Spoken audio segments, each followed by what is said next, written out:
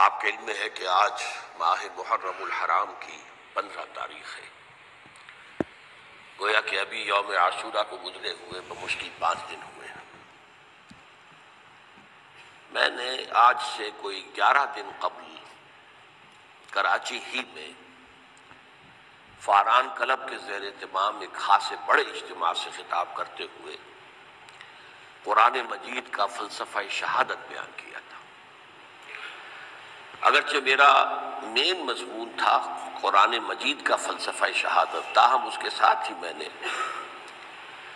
چونکہ یہ عام طور پر بھی شہادتوں کا زمانہ شمار ہوتا ہے، ذی الحجہ میں حضرت عثمان رضی اللہ تعالیٰ عنہ شہید کیے گئے، یکم محرم الحرام کو حضرت عمر رضی اللہ تعالیٰ عنہ کی وفات ہوئی ہے، اگرچہ وہ زخمی ہو گئے تھے 28 ذی الحجہ کو۔ پھر یہ سانحہ کربلا پیش آیا ہے 10 محرم کو، تو یہ دن ہوتا ہے ایسا کہ جس میں انہی موضوعات پر تقاریر ہوتی ہیں۔ تو میں نے فلسفہ شہادت کے ساتھ ساتھ ایک ضمیمے کے طور پر خلفائے ثلاثہ کی شہادت اور سانحہ کربلا کا تاریخی پس منظر بھی بیان کیا، لیکن وہ میرا اصل موضوع نہیں تھا۔ اصل وقت صرف ہوا تھا قرآن کا فلسفہ شہادت میں، اور دوسرے یہ کہ ان تاریخی پس منظر کے بیان میں بھی ظاہر بات ہے کہ سانحہ کربلا تک پہنچتے پہنچتے وقت بھی ختم ہو رہا تھا اور میری ہمت بھی اب جواب دے رہی تھی، اس لیے اس کا ذکر بہت ہی اجمال کے ساتھ ہوا تھا۔ اس کے اگلے ہی روز ٹیلی ویژن کے زیر اہتمام ایک مذاکرہ ہوا، اور وہ مذاکرہ جو ہے وہ پھر ٹیلی کاسٹ کیا گیا ہے عین یوم عاشورہ کو، 10 محرم الحرام کی شب۔ اس کے ضمن میں ایک تو وعدہ خلافی کی جو اس پروگرام کے کمپیئر ہے انیق احمد صاحب، انہوں نے، اور میں نے اسی وقت پروگرام کے خاتمے پر ان سے یہ شکایت کر دی تھی کہ انہوں نے مجھے جو عنوان بتایا تھا وہ تھا قرآن کا فلسفہ شہادت۔ تو ظاہر بات ہے کہ ذہناً میں اسی کے لیے تیار ہو کر گیا تھا، لیکن وہاں انہوں نے جب شروع کی محفل تو وہاں پر انہوں نے عنوان بیان کیا امام حسین علیہ السلام کی شہادت۔ اب یہ اگرچہ یقیناً ان میں باہمی تعلق تو ہے، لیکن یہ کہ بہت کافی فرق ہے کہ ایک آپ فلسفہ شہادت سے چل کر اور شہادت حضرت حسین رضی اللہ تعالیٰ عنہ تک پہنچے، اور ایک یہ ہے کہ اصل موضوع ہوئی ہے۔ بہرحال جو بھی اس وقت، تو اب ظاہر بات ہے کہ کوئی اور شکل نہیں تھی، جو بھی گفتگو ہوئی اس میں میں نے وہ پورا حصہ لیا، لیکن دوسری زیادتی انہوں نے یہ کی کہ اس میں سے میرے بیان کے بہت سے حصوں کو حذف کر دیا۔ اس کاٹ چھانٹ سے ایک تو میرا نقطہ نظر پورے طور پر قارئین یا ناظرین کے سامنے نہیں آ سکا، سامعین کے سامنے نہیں آ سکا، اور دوسرے اس سے کچھ مغالطے بھی پیدا ہوئے۔ تو میں نے یہ سوچا کہ اب یہاں اس جمعے میں میں ان کی وضاحت کر دوں، اسی لیے باصرار میں نے یہ موضوع رکھوایا کہ سانحہ کربلا کا تاریخی پس منظر کیا ہے۔ الحمدللہ کہ جہاں تک وہ مذاکرہ جو ان کے ریکارڈنگ روم میں اسٹوڈیو میں منعقد ہوا، وہ بہت ہی پرامن، بہت اچھے انداز میں ہوا، اور اس میں کوئی یعنی یوں سمجھیے کہ زیادہ آرگیومنٹ جسے کہتے ہیں اس کی بھی ضرورت پیش نہیں آئی۔ عموماً تمام باتوں پر کنسنسس اور ایک طرح کا اجماع سامنے آیا، اور اس کا خاص سبب یہ ہے کہ میرے علاوہ سنی علماء میں سے تو مولانا احترام الحق تھانوی صاحب تھے، اور وہ بھی بہت صلح کل قسم کے آدمی ہیں، اور شیعہ حضرات میں سے جو 2 حضرات تھے وہ بھی نہایت معقول، نہایت سنجیدہ اور نہایت شرافت اور مروت کا مجسمہ نظر آئے۔ ان میں سے ایک صاحب سے میری پرانی یاد اللہ ہے، علامہ ڈاکٹر کلب صادق، ان کا تعلق لکھنؤ سے ہے، اور یہ میرے اندازے میں پوری طریقے سے نہیں کہہ سکتا، اس وقت جو بر عظیم پاک و ہند میں نامور علماء ہیں اہل تشیع کے، ان میں سے یہ چوٹی کی شخصیت ہے، اس میں کسی شک و شبہ کی گنجائش نہیں، بہت مسلم عالم دین ہے، نہ صرف عالم دین ہے بلکہ ڈاکٹریٹ بھی انہوں نے کی ہوئی ہے۔ دوسری بات یہ کہ یہ بھی لکھنؤ کے رہنے والے تھے، اور مولانا سید ابو الحسن علی ندوی رحمۃ اللہ علیہ وہ بھی لکھنؤ کے، رائے بریلی کے رہنے والے تھے جو 40-45 میل دور ہے، لیکن ان کا اصل مرکز تو آپ کو معلوم ہے دارالعلوم ندوۃ العلماء لکھنؤ۔ تو ان کے ساتھ ان کے بڑے ہی برادرانہ تعلقات رہے، ایک دوسرے سے بڑی محبت، اور مولانا علی میاں رحمۃ اللہ علیہ بھی ان کے اجتماعات میں جا کر شریک ہوتے رہے ہیں، اور انہوں نے ایک فقرہ بھی نقل کیا مولانا علی میاں رحمۃ اللہ علیہ کا کہ آج ہمیں کوفے اور دمشق کی طرف دیکھنے کی ضرورت نہیں ہے بلکہ کربلا کی طرف دیکھنے کی ضرورت ہے۔ تو بہرحال مولانا علی میاں رحمۃ اللہ علیہ کو جو خاص تعلق تھا حضرت علی رضی اللہ تعالیٰ عنہ کی ذات کے ساتھ، اس پر تو ان کی ایک عظیم تصنیف جو ہے حضرت علی کی سیرت مطہرہ پر وہ خود دلالت کرتی ہے۔ تو علامہ ڈاکٹر قلب صادق جو ہیں وہ ایک تو اہل تشیع کے چوٹی کے علماء میں سے ہیں، مولانا علی میاں کے ساتھ ان کے برادرانہ تعلقات، خود میرے ساتھ ان کا معاملہ یہ رہا۔ اس کی وجہ کیا ہے کہ یہ اتحاد بین المسلمین کے بہت بڑے داعی اور علم بردار ہیں۔ شیعہ سنی جو ہے منافرت اور مخاصمت کی بجائے چاہتے ہیں کہ مفاہمت ہو اور قرب ہو اور غلط فہمیوں کا ازالہ ہو۔ اسی وجہ سے ان کی خصوصی نظر عنایت مجھ پر رہی ہے۔ مجھے یہ تو پوری طرح یاد نہیں کہ کراچی میں بھی ان سے ملاقات ہوئی تھی یا نہیں، لیکن ایک مرتبہ لاہور تشریف لائے تھے اور وہاں مجھ سے ملاقات ہوئی۔ پھر ایک مرتبہ میں نیو یارک میں تھا اور اتفاقاً ان کا بھی وہیں پر قیام تھا یا تشریف آوری ہو گئی تھی، تو وہاں بھی بڑی مفصل ملاقات کے لیے وہ تشریف لائے تھے۔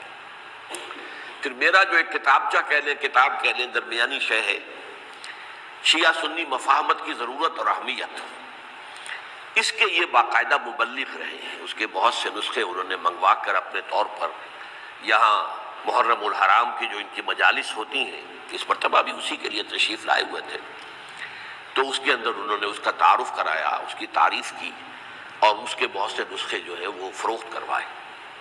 تو یہ میں نے اصل میں آپ کے سامنے ایک پس منظر رکھ دیا ہے اس شخصیت کا کہ جو اس میں میجر ریپرزنٹیٹیو تھے اہل تشیع کی طرف سے۔ انہوں نے ایک نقطہ جو بیان کیا، واقعہ یہ ہے کہ میرا ذہن بھی ادھر منتقل نہیں ہوا تھا اس سے پہلے، انہوں نے فرمایا کہ یہ اللہ کے راستے میں شہید ہو جانے والے کو جو اللہ کے راستے میں قتل ہو جائیں، سورہ بقرہ میں تو فرمایا انہیں مردہ مت کہو، وَلَا تَقُولُوا لِمَنْ يُقْتَلُ فِي سَبِيلِ اللَّهِ أَمْوَاتٌ بَلْ أَحْيَاءٌ وَلَٰكِن لَا تَشْعُرُونَ، وہ تو زندہ ہیں لیکن تمہیں ان کا شعور نہیں۔ لیکن سورہ آل عمران کے اندر جو آیت آئی ہے وَلَا تَحْسَبَنَّ الَّذِينَ قُتِلُوا فِي سَبِيلِ اللَّهِ أَمْوَاتًا بَلْ أَحْيَاءٌ عِندَ رَبِّهِمْ يُرْزَقُونَ، ہرگز مت سمجھنا ان کو جو اللہ کی راہ میں قتل ہو جائیں کہ وہ مردہ ہیں، وہ زندہ ہیں، اپنے رب کے پاس سے رزق پا رہے ہیں۔ تو انہوں نے کہا کہ اللہ تعالیٰ کی راہ میں قتل ہو جانے والوں کو مقتول کہنا ہی نہیں، سمجھنا بھی غلط ہے۔ دل سے بھی بات جو ہے وہ یہ نہیں ہونی چاہیے کہ وہ مردہ ہے، بلکہ وہ زندہ ہے، اس شد و مت کے ساتھ وَلَا تَحْسَبَنَّ، ہرگز نہ سمجھنا ان کو جو اللہ کی راہ میں قتل ہو جائیں کہ وہ مردہ ہے، وہ تو زندہ ہے، اپنے رب کے پاس سے رزق پا رہے ہیں۔ اس در میرا ذہن نہیں گیا تھا، میں اس کو تسلیم کر رہا ہوں۔ دوسرے جو شیعہ عالم دین تھے، مجھے ان کا پورا نام مستحضر نہیں ہے، نقوی صاحب، وہ بھی ڈاکٹر بھی ہیں اور عالم دین ہیں، وہ بھی تھے، اور وہ بھی بہت ہی یوں سمجھیے کہ یعنی دلیل کو تسلیم کرنے والے اور بہت ہی معقول انداز میں گفتگو کرنے والے تھے۔ بہرحال جب وہ مذاکرہ شروع ہوا تو سب سے پہلے ڈاکٹر قلب صادق صاحب کو دعوت دی گئی کہ وہ اظہار خیال کریں۔ انہوں نے انہی دو آیتوں کے حوالے سے جو ابھی میں نے بیان کی ہے ایک نقطہ بھی بیان کیا، کچھ اور باتیں بھی بیان کی۔ اس کے بعد جب میری باری آئی تو میں نے کہا کہ مجھ سے کچھ اور سوال کیا گیا تھا، لیکن میں نے کہا کہ میں پہلے بات وہیں سے شروع کرنا چاہتا ہوں۔ سوال یہ کیا گیا تھا ڈاکٹر قلب صادق سے کہ قرآن کا فلسفہ شہادت کیا ہے۔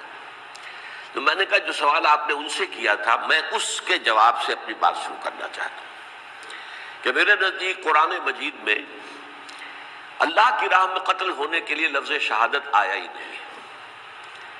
حدیث میں ضرور آیا ہے بصیغہ مجہول فقد استشہدا، اس کی شہادت قبول کر لی گئی یا اس کو شہید بنا لیا گیا، اور اس معنی میں صرف ایک جگہ پر امکان ہے پورے قرآن میں، سورہ آل عمران کی ایک آیت میں وَيَتَّخِذَ مِنْكُمْ شُهَدَاءَ، کہ وہاں اس کے معنی لیے جا سکے مقتول فی سبیل اللہ کی، باقی کہیں بھی نہیں۔ یہ تو اصل میں کار رسالت کے لیے ایک اصطلاح ہے۔ ہر رسول شاہد بن کر آیا، شہید بن کر آیا، یہاں دنیا میں وہ اپنے عمل سے، اپنے قول سے انفرادی اجتماعی سطح پر حق کی گواہی دیتا رہا، اور قیامت کے دن کھڑے ہو کر پروزیکیوشن وٹنس کی حیثیت سے اپنی قوم کے خلاف گواہی دے گا کہ اللہ میں نے ان کے سامنے تیرا پیغام پہنچا دیا تھا، اب جو کچھ انہوں نے کیا اس کے ذمہ دار یہ ہے۔ They can't plead ignorance، وہ یہ نہیں کہہ سکتے کہ ہمیں معلوم نہیں تھا، ہمیں بتایا نہیں گیا تھا۔ بہرحال اس پر مجھے بڑی خوشی ہوئی جب علامہ نقوی صاحب نے اس نکتے کو بہت سراہا، اور انہوں نے تسلیم کیا کہ کچھ دنوں سے مجھے بھی یہ خیال ہو رہا تھا، یعنی یہ کہ یہ کوئی زیادہ پرانا خیال ان کا نہیں تھا۔ انہوں نے فرمایا کچھ دنوں سے مجھے بھی یہ خیال ہو رہا تھا کہ قرآن میں تو یہ لفظ شہید اور شہادت اس معنی میں ہے ہی نہیں۔ میرا گمان یہ ہے کہ چونکہ اس موضوع پر میں نے بہت تقریریں کی ہیں، سال ہر سال سے تقریریں کر رہا ہوں، قرآن کا فلسفہ شہادت کیا ہے، اور اس کے حوالے سے یہ کہ امت مسلمہ کا کیا فرض منصبی ہے، شہادت علی الناس کی کیا ذمہ داری ہے جو امت مسلمہ پر ہے۔ تو یہ تو میری دعوت قرآنی کے اہم مضامین میں سے ہے، تو ہو سکتا ہے کہ میری ہی کسی تقریر کی کوئی اڑتی ہوئی خبر ان کے کانوں تک پہنچی ہو، واللہ عالم، لیکن انہوں نے اس نکتے کو سراہا، اور مجھے اللہ کے فضل و کرم سے مجھے اس پر خوشی ہوئی کہ بجائے اس کے کہ وہ اس پر کوئی آرگیومنٹ کرتے، کوئی بحث و تبحیث کرتے، انہوں نے میری اس بات کو تسلیم کیا اور اس کی گویا کہ تائید کی۔ پھر میں نے عرض کیا کہ جہاں تک خلفاء ثلاثہ کی شہادت کا اور شہادت حسین یا سانحہ کربلا رضی اللہ تعالیٰ عنہم اجمعین کا تعلق ہے، اصل میں اس کو نہیں سمجھ سکتے لوگ جب تک کہ ریولیوشن اور کاؤنٹر ریولیوشن کا فلسفہ سمجھ میں نہ آئے۔ جب کسی ملک میں کسی خطہ ارضی میں کوئی انقلابی تحریک چل رہی ہوتی ہے، ظاہر بات ہے ابتدا میں تو انقلابی لوگ چند ہوتے ہیں، کمزور ہوتے ہیں، ضعیف ہوتے ہیں، ان سے کوئی خطرہ محسوس نہیں ہوتا، لیکن کشاکش کے دوران ایک وقت آ جاتا ہے کہ پھر جو مخالف انقلاب ہیں وہ یہ سمجھ بیٹھتے ہیں، سمجھ جاتے ہیں کہ اب ہماری پیش نہیں جا رہی، اب ہمارا بس نہیں چلے گا، لہذا سر چکا دو۔ اسے پنجابی محاورے میں کہا جاتا نیوی پاؤ، اس وقت تو وقت کو گزارو، اب اس کے بعد پھر کوئی موقع ملا تو دیکھیں گے کہ اس انقلاب کو ہم انڈو کر سکیں، کاؤنٹر ریولیوشنری موومنٹس۔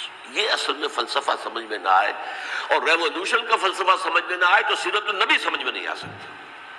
منہج انقلاب نبوی میری کتاب ہے، اس کو پڑھیے تو سیرت کا وہ تجزیہ آپ کے سامنے آئے گا جو آپ کی آنکھیں کھول دے گا کہ سیرت کو ہم کیا سمجھتے رہے اور سیرت اصل میں ہے کیا۔ بہرحال یہ کاؤنٹر ریولیوشنری موومنٹس تھیں کہ جب عرب میں حضور کو فیصلہ کن قوت حاصل ہو گئی تو جو بھی مخالفین تھے انہوں نے سر جھکا لیا، سرنڈر کیا، اسلام لے آئے، گویا کہ چھپ گئے اسلام کے لبادے میں، لیکن وہ تھے اسی طاق میں کہ پھر کبھی موقع ملے تو پھر ہم اس نظام کو دہو بالا کر دیں، تلپٹ کر دیں۔ یہ رد عمل سب سے پہلے خود عرب کے اندر پیدا ہوا، کیونکہ مشرکین عرب کو جب سورہ توبہ کی پہلی 6 آیات نازل ہوئی ہیں جن میں الٹیمیٹم دے دیا گیا کہ اب کسی مشرک قبیلے سے کوئی معاہدہ اللہ کا اور اس کے رسول کا نہیں ہوگا، تمہیں 4 مہینے کی مہلت دی جا رہی ہے، یا ایمان لے آؤ اور یا تمہیں قتل کر دیا جائے گا۔ یہ بہت سخت آیات ہے قرآن کی، سورہ توبہ کی ابتدائی 6 آیات، اور حضرت علی رضی اللہ تعالیٰ عنہ کا کہنا یہ ہے کہ اس آپ کو معلوم ہے کہ مصحف میں یہ واحد صورت ہے جس سے پہلے بسم اللہ الرحمن الرحیم نہیں لکھی بھی آپ کو نظر آتی، باقی 113 صورتوں کے شروع میں بسم اللہ الرحمن الرحیم ہے، تو کیا وجہ ہے یہاں کیوں نہیں ہے؟ حضرت علی کا فرمانا ہے کہ یہ صورت تو تلوار ہاتھ میں لے کر اتری ہے، اور بسم اللہ الرحمن الرحیم میں اللہ تعالیٰ کے 2 اسماء ہیں، الرحمن الرحیم، تو یہ گویا کہ اس سے متضاد صورتحال ہے کہ اب تمہارے لیے آخری موقع ہے، یا ایمان لے آؤ اور یا قتل کر دیے جاؤ۔ اس میں ایک تیسری گنجائش خود بخود نکلتی تھی، یا یہ ملک چھوڑ کر چلے جاؤ، اور ایسا بہت سے لوگوں نے کیا بھی، لیکن اکثر لوگوں نے گردن چکائی۔ لیکن رد عمل ظاہر ہوا، ایک تو مرتدین کھڑے ہو گئے جنہوں نے نئی نبوتوں کو مان لیا، ایک مانعین زکوٰۃ کھڑے ہو گئے کہ ہم زکوٰۃ تمہیں نہیں دیں گے۔ یہ رد عمل تھا مشرک عرب کا، مشرکین عرب کا، اور حضرت ابو بکر رضی اللہ تعالیٰ عنہ کے دفتر فضائل کا یہ بڑا اہم باب ہے، with an iron fist، حالانکہ وہ بہت رقیق القلب، کمزور، ضعیف الجسہ انسان تھے، لیکن یہ کہ عظیمت کوہ ہمالا جو ہے ان کے اندر ظاہر ہوئی ہے. ود این آئرن فسٹ انہوں نے ان ساری جو رد عمل کی جو تحریکیں تھی انہیں کچل کر رکھ لیا. اور پھر پورے عرب کو گویا کہ اثر نو اس میں اسلام کے نظام کو کنسولیڈیٹ کر کے حضرت عمر کے حوالے کر دیا رضی اللہ تعالیٰ عنہ. حضرت عمر کے زمانے میں جو جنگیں ہوئیں اس میں سلطنت روما جو ہے، جو اس وقت کی دو سپر پاورز تھیں، سلطنت روما قیصر روم، ہیراکلیس ہرقل تھا اس وقت کا جو رومی جو قیصر روم تھا، حکمران تھا، شہنشاہ تھا، اور دوسری طرف ایرانی مملکت تھی، خسرو پرویز تھا. لیکن یہ کہ عیسائیت کے ساتھ اسلام کا اس طرح کا تصادم نہیں ہوا تھا حضور کے زمانے میں، بلکہ نجاشی رحمۃ اللہ علیہ نے تو مسلمانوں کو پناہ دی تھی. مقوقس پیٹریارک جو تھے اس کے الیگزینڈریا کے، انہوں نے حضور کے جو نامہ مبارک گیا تھا اس کا بہت اکرام کیا، تکریم کی، تحفے بھیجے حضور کی خدمت میں. ہرقل نے بھی کوشش کی تھی کسی طریقے سے، جیسے کوئی 250 برس پہلے یا 300 برس پہلے، 300 برس پہلے جیسے کانسٹنٹائن جو ایمپرر تھا روم کا، اس نے عیسائیت قبول کی تھی اور ساری سلطنت عیسائی ہو گئی تھی، لہذا اس کی سلطنت باقی رہی، اس کی حکومت باقی رہی. اسی طرح ہم سب مسلمان ہو جائیں، لیکن اس میں وہ ناکام ہو گیا. لیکن یہ کہ کوئی اس نے کنفرنٹیشن نہیں کی حضور سے. البتہ ایران کا معاملہ یہ تھا کہ اس کے پرخچے اڑ گئے. اس نے حضور کے نامہ مبارک کو چاک کیا تھا. حضور نے فرمایا جب اطلاع ملی کہ اس نے اپنی سلطنت کو چاک کر دیا ہے، اس کے ٹکڑے کر دیے. بہرحال وہاں رد عمل شدید تھا، اور ایرانی جان لیجئے کہ ان کے اندر بہت سٹرونگ نیشنلزم ہے، آج بھی ہے سٹرونگ نیشنلزم. لہذا ان کے ہاں رد عمل شدید تھا. ان کی تو سلطنت ختم ہو گئی، نسیہ منسیہ ہو گئی، وجود ہی نہیں رہا. لہذا وہاں سے جو کاؤنٹر ریولوشن شروع ہوا ہے وہ پھر ہرمزان جو ایک بہت بڑا جرنیل تھا، اس نے بڑی عیاری کے ساتھ اپنی جان بچائی تھی. یہ بڑا دلچسپ واقعہ ہے کہ وہ یعنی کنڈمڈ تھا اسلامی حکومت کی طرف سے، خلافت کی طرف سے، کہ وہ جہاں بھی پایا جائے اس کو قتل کرنا ہے. حضرت عمر کی عدالت میں لا کے پیش کیا گیا. حضرت عمر نے کہا یہ واجب القتل ہے، قتل کر دو اس کو. اس نے کہا اچھا مجھے ذرا پانی پلا دیجیے. حضرت عمر نے فرمایا ٹھیک ہے بھائی پانی لاؤ، پانی دے دو. پانی کا کٹورا کہ مجھے پہلے ضمانت دیجیے کہ جب تک میں یہ پانی نہ پی لوں مجھے قتل نہیں کیا جائے گا. ہاں ہمارا وعدہ ہے. اس نے وہ کٹورا پھینک دیا پانی کا. کرو مجھے قتل کیسے کرو گے، میں نے وہ پانی تو نہیں پیا. اس سے اپنے آپ کو بچایا اس نے. بہرحال آپ اختلاف کر سکتے ہیں کہ حضرت عمر کو اس عذر کو قبول نہیں کرنا چاہیے تھا، لیکن بہرحال ان کی اپنی مروت اور شرافت تھی کہ اپنے وعدے کا پاس کیا. اس کی سازش سے ابو لولو فیروز اس نے حضرت عمر کو شہید کیا. یہ گویا کہ دوسری کاؤنٹر ریولوشنری موومنٹ تھی. انہوں نے یہ سمجھا تھا کہ یہ ساری چکی جو چل رہی ہے، جیسے چکی کی ایک کلی ہوتی ہے، وہ کلی جگہ سے ہٹ جائے تو چکی کیسے چلے گی. یہی بات حضرت علی نے فرمائی تھی حضرت عمر سے رضی اللہ تعالی عنہما. جب شام کے محاذ پر کچھ پسپائی سی ہو رہی تھی تو حضرت عمر نے ارادہ کیا میں خود جاؤں گا محاذ پر اور کمانڈ کروں گا. حضرت علی رضی اللہ تعالیٰ عنہ نے فرمایا کہ نہیں امیر المومنین آپ مت جائیں، چکی اسی وقت تک چلتی ہے جب تک کہ کلی گڑی ہوئی. آپ کلی ہیں اس وقت اس نظام کی جس کے گرد یہ اسلام کی چکی گھوم رہی، آپ مت جائیں. لہذا حضرت عمر نے ان کی بات مانی. اس قدر صائب مشورہ تھا جو دیا تھا. بہرحال انہوں نے یہ سمجھا تھا کہ عمر ہی کے بل پر چل رہا ہے یہ سب کچھ، لہذا عمر کو بیچ سے ہٹا دینے سب بیٹھ جائے گا. لیکن ظاہر بات ہے کہ محمد الرسول اللہ کی بنائی ہوئی عمارت صلی اللہ علیہ وسلم اتنی کمزور نہیں تھی. اس کے بعد حضرت عمر کے انتقال کے بعد حضرت عثمان کا انتخاب ہوا، اور حضرت عثمان کے بھی 10 سال پہلے جو ہے وہ بالکل حضرت عمر کی جو دور خلافت ہے اس کے بالکل مشابہ ہے، مماثل. ہمارے ذہنوں میں یہ تصور بٹھا دیا گیا کہ سارے 12 سال شاید فتنہ ہی فتنہ رہا، فساد ہی فساد رہا، دنگا رہا، لڑائی رہی. نہیں 10 سال پورا امن. اور جس طریقے سے فتوحات کا سیلاب حضرت عمر کے زمانے میں جا رہا تھا اسی طریقے سے حضرت عثمان کے 10 سالوں کے دوران گیا. آخری 2 سالوں میں ایک فتنہ اٹھا ہے. یہ فتنہ کیا ہے اس کو سمجھ لیجیے.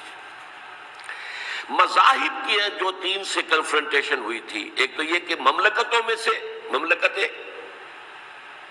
ہرقل، مملکت روم، مملکت ایران. رومی سلطنت کی 2 ٹانگیں مسلمانوں نے توڑ دی، شمالی افریقہ سے نکال دیا، مغربی ایشیا سے نکال دیا، لیکن یورپ میں وہ قائم تھا، اس کی سلطنت تھی۔ لیکن ایرانی سلطنت کا بالکل تیا پانچا ہو گیا، ختم ہو گیا۔ اسی طریقے سے 3 مذاہب سے کنفرنٹیشن ہوئی۔ مشرکین عرب سے، اس کا میں بیان کر چکا ہوں، ان کا پہلا وار حضرت ابوبکر کے عہد خلافت میں ہو گیا۔ دوسرے جو عیسائیوں کا معاملہ تھا، ان سے بھی کوئی تصادم نہیں ہوا حضور کے حیات طیبہ کے دوران، لیکن جو یہودیت بطور مذہب، اس کو ظاہر بات ہے کہ اسلام نے اس کو ختم کیا تھا، کم سے کم جزیرہ نما عرب سے۔ مدینے میں 3 قبیلے تھے جو اپنی غداری کی وجہ سے اور اپنی صلح کو توڑنے کے جرم کی پاداش میں 2 نکالے گئے، اور تیسرا جو ہے اس کے تمام جو جوان افراد تھے انہیں قتل کیا گیا۔ پھر خیبر پر حملہ کیا گیا، اور خیبر کو جو ہے فتح کیا گیا۔ وہ یہودیوں کا بہت بڑا گڑھ تھا، اور جو مدینے سے نکالے گئے تھے وہ بھی وہیں جا کر مقیم ہو گئے تھے۔ تو اس اعتبار سے، اور پھر یہودی اپنے آپ کو سمجھتے تھے اللہ کی طرف سے دنیا میں جو نمائندہ جو ہے امت، وہ ہم ہیں۔ اب انہیں معزول کر کے امت محمد کو وہاں پر کھڑا کر دیا گیا صلی اللہ علیہ وسلم۔ لہٰذا وہ بہت زیادہ جو سمجھیے ایگریوڈ، سب سے زیادہ جن کو گزند پہنچا ہے حضور کے دست مبارک سے، وہ یہودی تھے۔ لہذا ان کا جو رد عمل آیا ہے وہ ہے جس کے نتیجے میں حضرت عثمان شہید ہوئے، حضرت علی شہید ہوئے، حضرت حسین شہید ہوئے۔ اب اس چیز کو اچھی طرح سمجھیے، یہ جو رد عمل ہے یہ ایک شخص کے ذریعے سے آیا، اور اسی لیے بعض لوگ یہ سمجھتے ہیں کہ یہ خامخواہ کی کہانی ہے، کیا ایک آدمی اتنا بڑا کام کر سکتا؟ عبداللہ ابن سبا ایک یہودی جو اسلام کا لبادہ اوڑھ کر حضرت عثمان کے عہد خلافت میں مدینے میں آ گیا، ٹھیک، اس کے بارے میں تو میں بعد میں عرض کروں گا، لیکن ایک شخص کیا کچھ کر سکتا ہے اس کی مثال میں صاحب دے دوں آپ کو۔ پہلے حضرت مسیح علیہ السلام کے پورے دین کو ایک شخص نے ختم کر دیا، سینٹ پال جسے دنیا جانتی ہے جس کے نام سے، توحید کو تثلیث میں بدل دیا۔ حضرت عیسیٰ علیہ السلام تو توحید کی تلقین کر کے گئے تھے، توحید ختم، تثلیث آ گئی، جس میں پہلے باپ، ماں اور بیٹا تھے، اس کے بعد باپ، بیٹا اور روح القدس ہو گئے، تثلیث۔ نمبر 2، شریعت موسوی کو ساقط کر دیا۔ لہذا اب پالزم جو ہے، کرسچینٹی نہیں رہی، وہ حضرت عیسیٰ تو کہہ کر گئے تھے کہ شریعت موسوی تم پر لاگو رہے گی، نافذ رہے گی، ساقط کر دیا۔ نمبر 3، اس نے عیسائیت کے دائرہ تبلیغ کو وسیع کر دیا، جنٹائلز یا گوئمز کے اندر بھی، غیر یہودیوں میں۔ حالانکہ حضرت مسیح کہہ کر گئے تھے کہ تمہیں صرف یہودیوں سے خطاب کرنا ہے، اور میں صرف اسرائیل کے گھرانے کی کھوئی ہوئی بھیڑوں کی تلاش میں آیا۔ اب آپ دیکھیے، حضرت مسیح کے فوراً بعد اور حضرت مسیح کی زندگی کے دوران جب تک کہ وہ موجود تھے، وہ بدترین دشمن تھا حضرت مسیح علیہ السلام کا۔ بعد میں لبادہ اوڑھا، اور یہ کہ مجھے مکاشفہ ہوا ہے، مکاشفے میں مسیح سے میری ملاقات ہوئی ہے، میں ان پر ایمان لے آیا ہوں، اور پھر اس نے اپنے زہد اور دینداری کا جو بھی فراڈ تھا اس کے نتیجے میں اپنی حیثیت بنا لی، دین مسیحی کو بالکل ختم کر دیا۔ آج کہاں ہے وہ دین مسیحی؟ دی 100 کے مصنف نے بھی صاف لکھا ہے کہ جب تک حضرت مسیح دنیا کے اندر موجود تھے، عیسائیت کی حیثیت یہودیت نے ایک فرقے سے زیادہ نہیں تھی، یہودیوں کا ایک فرقہ، ایک جماعت، بس۔ یہ سینٹ پال ہے جس نے اسے ایک مستقل مذہب کی حیثیت اختیار کی ہے، تو it should be called Paulism، اور یہ ایک آدمی کا کارنامہ۔ اسی طریقے سے یہ تو ہو گیا حضرت مسیح کے فوراً بعد، رفع سماوی کے فوراً بعد۔ 1500 برس کے بعد ایک تحریک چلی ہے یورپ کے اندر، اصلاح مذہب، اور اس کی پشت پر بھی یہودی ذہن تھا۔ یہودی ذہن نے عیسائیت کو 2 حصوں میں تقسیم کر دیا، کیتھولک اینڈ پروٹیسٹنٹس، اور پروٹیسٹنٹس کو اپنا اعلی کار بنایا۔ یہ ایک علیحدہ مضمون ہے جس پر میں تفصیل میں نہیں جانا چاہتا، میری کتاب بھی موجود ہے اس موضوع پر، سابقہ اور موجودہ مسلمان امتوں کا ماضی، حال اور مستقبل، اس میں میں نے تفصیل بیان کی۔ یہ جو تقسیم ہوا ہے تو وہ پہلی بات ایک یہودی، جیسے کہ علامہ اقبال نے، مارکس بھی تو ایک یہودی تھا نا، تو ابلیس کی مجلس شورا میں بڑا پیارا شعر ہے، وہ یہودی فتنہ گر، وہ روح مصدق کا بروز، ہر قبا ہونے کو ہے اس کے جنون سے چاک چاک۔ یہ ایک یہودی فتنہ گر مارکس نے وہ تصور دنیا کو دیا جس نے عظیم انقلاب برپا کیا روس کے اندر، بولشوک ریولوشن، اور جو پھر آدھی دنیا تک پھیل گیا۔ آج سے 50 سال پہلے امریکہ کانپتا تھا، روس کے سامنے کھڑا ہوا کانپ رہا تھا، اس لیے کہ روس سائنٹیفک ترقی میں امریکہ سے بہت آگے تھا، اس کے ایسٹروناٹس پہلے گئے ہیں خلا کے اندر، امریکہ تو بہت پیچھے تھا۔ بہرحال اس نے جس طریقے سے USSR کا خاتمہ کرایا ہے وہ ایک علیحدہ بات ہے، میں اس وقت اس طرف نہیں جانا چاہتا، لیکن جان لیجئے کہ وہ ایک شخص کا کارنامہ، وہ یہودی فتنہ گر، وہ روح مصدق کا بروز، ہر تباہ ہونے کو ہے اس کے جنون سے تار تار۔ اسی طرح وہ عبداللہ ابن سبا یہودی فتنہ گر۔ آج اہل تشیع میں سے بعض حضرات کہتے ہیں کہ یہ عبداللہ ابن سبا یہ تو افسانوی شخصیت، اس کی حقیقت کوئی تھی ہی نہیں، حالانکہ ان کی اپنی کتاب میں رجال کشی کے اندر اس کا ذکر موجود ہے، اور یہ بھی موجود ہے کہ حضرت علی رضی اللہ تعالیٰ عنہ نے اپنے عہد خلافت میں اسے زندہ جلوایا ہے۔ اس کی وجہ کیا تھی؟ یہ آیا مدینے کے اندر اسلام کا لبادہ اوڑھ کر، اس نے چند عقیدوں کی اشاعت شروع کی۔ سب سے پہلے حضرت علی تو خدا ہیں، گاڈ انکارنیٹ، اوتار کا تصور، جیسے ہندوؤں میں ہے رام چندر جی خدا کا اوتار، اور عیسائیت میں بھی پہلے گاڈ انکارنیٹ کا تصور تھا کہ حضرت مسیح خدا کا اوتار ہے، انکارنیشن آف گاڈ۔ تو اس نے کہا کہ حضرت علی تو خدا کا اوتار ہے، خدا ہے۔ نمبر 2، اس نے کہا کہ ہر نبی کا ایک وصی ہوتا ہے جس کے حق میں وہ وصیت کرتا ہے، تو حضور صلی اللہ علیہ وسلم کے وصی حضرت علی ہیں، لہذا خلیفہ تو اول روز سے حضرت علی ہیں، حضرت ابو بکر، حضرت عمر، حضرت عثمان یہ تو غاصب ہیں، اور حضرت عثمان کی خلافت تھی اس وقت تو خاص طور پر۔ پھر اس نے جو قبائلی عصبیت تھی اسے بھڑکایا۔ پرانی جو عصبیت چل رہی تھی قریش کے اندر، وہ دو گھرانے ایک دوسرے کے مد مقابل تھے۔ دیکھیے، ایک ہوتا ہے قبیلہ، ایک ہوتا ہے گھرانہ۔ ہمارے پنجاب میں ایک قبیلہ ہے وٹو قبیلہ، اس کے گھرانے بہت سے، مانے کے، لالے کے، سجے کے، شامت کے، یعنی کوئی لالا تھا ان میں سے بڑا، ان کے بیٹے ہو گئے لالے کے، ان کی اولاد، خاندان یہ کہلاتے ہیں۔ قبیلہ ایک، یہ وٹو قبیلہ۔ تو قبیلہ تھا قریش، اس میں گھرانے بہت تھے، بنو ہاشم، بنو امیہ، بنو تیم، بنو عدی، یہ بہت سے گھرانے تھے۔ تو چوٹی کے دو گھرانے جو تھے وہ بنو ہاشم اور بنو امیہ، ان کے درمیان جب کلش تھی، مقابلہ، مسابقت، اور یہ مسابقت فی الخیر بھی ہوتی تھی۔ اگر انہوں نے غریبوں کو کھانے کھلائے ہیں تو ہم ان سے بڑھ کر کھلائیں گے، اگر وہ حاجیوں کی خدمت کرتے ہیں تو ہم ان سے بڑھ کر کریں گے۔ تو ان کے اندر یہ مسابقت فی الخیر بھی تھی، لیکن جب کلش تھی کہ کوئی ہم سے آگے نہ نکل جائے، وہ سمجھتا تھا وہ آگے نہ نکل جائے۔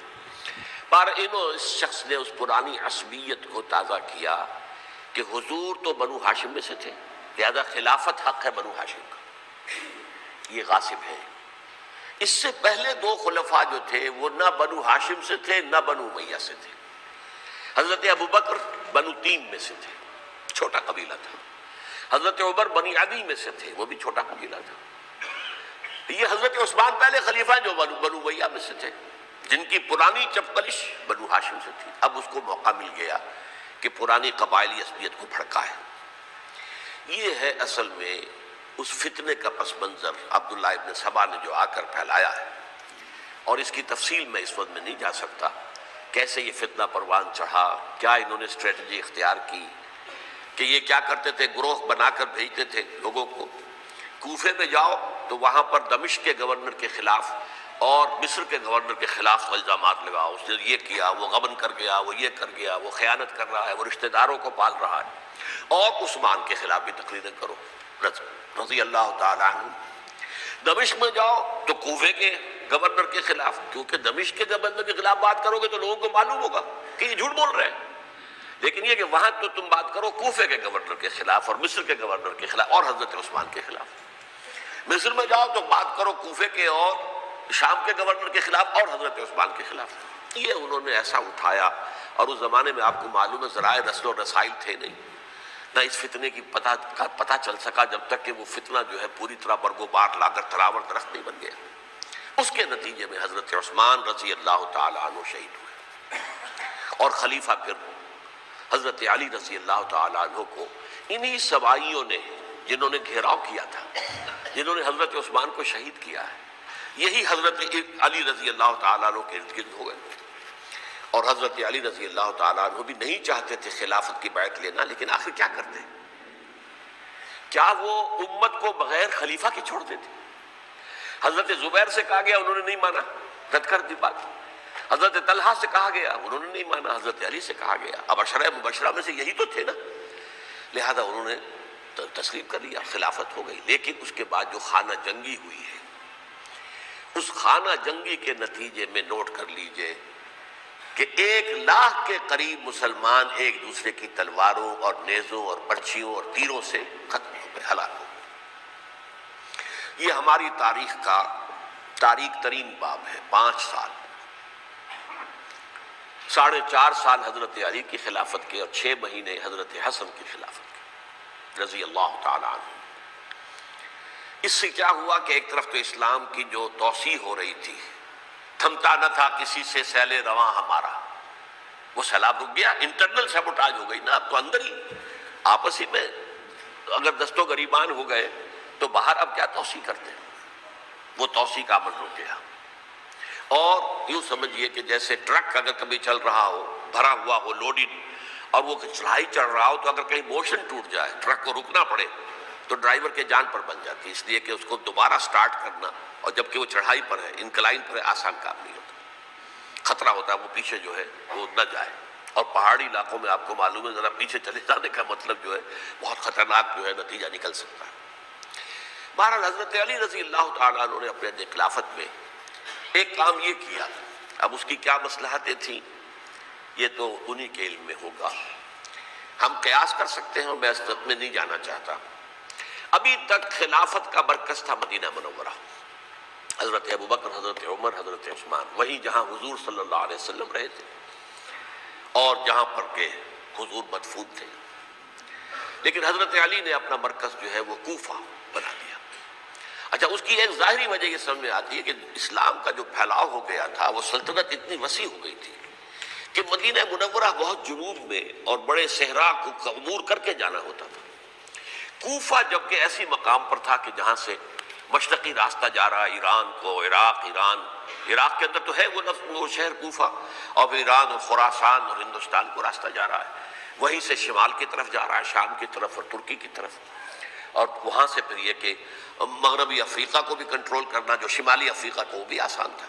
بہرحال حضرت علی نے کوفہ کو اپنا مرکز بنایا، اور نتیجہ یہ ہوا کہ سبائیوں کا بھی مرکز وہی بن گیا، چونکہ انہوں نے اپنے آپ کو گردا گرد رکھا حضرت علی کے رضی اللہ تعالیٰ عنہ۔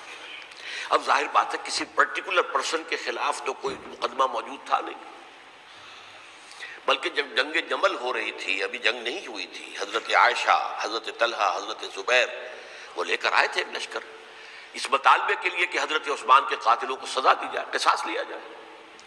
حضرت علی رضی اللہ تعالیٰ عنہ سے گفت و شنید ہو رہی تھی، حضرت علی جو ہے اس پر آمادہ ہو گئے کہ ٹھیک ہے، میں جو بھی قاتلین عثمان ہیں ان کو گرفتار کر کے سزا دوں گا۔ عین اسی وقت کوفے کی مسجد کے اندر جو ہے 10,000 کا مجمع کھڑا ہو گیا، ہم سب قاتل عثمان ہیں، لو ہم سے بدلہ کہاں سے لوگے؟ اور انہوں نے کیا کیا، جاتے ہی جنگ چھیڑ دی، اور جب چھڑ جائے تو یا مرو یا مارو، اس کے علاوہ تو کوئی چارہ کار ہوتا ہی نہیں۔ ایک رات میں 10,000 مسلمان شہید ہوئے، جن میں 2 عشرہ مبشرہ میں سے حضرت زبیر اور حضرت طلحہ رضی اللہ تعالیٰ عنہ۔ تو یہ صورت تھی، سبائیوں نے گھیراؤ کیا حضرت علی کا رضی اللہ تعالیٰ۔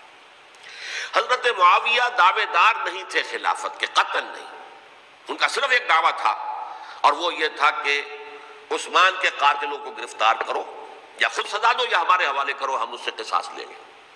اس لیے کہ قبیلہ بنو امیہ کا تھا اور حضرت ابی معاویہ بنو امیہ میں سے، تو ایک خاندانی طور پر جو ہے ہم قصاص لیں گے ان سے جنہوں نے قتل کیا ہے حضرت عثمان کو۔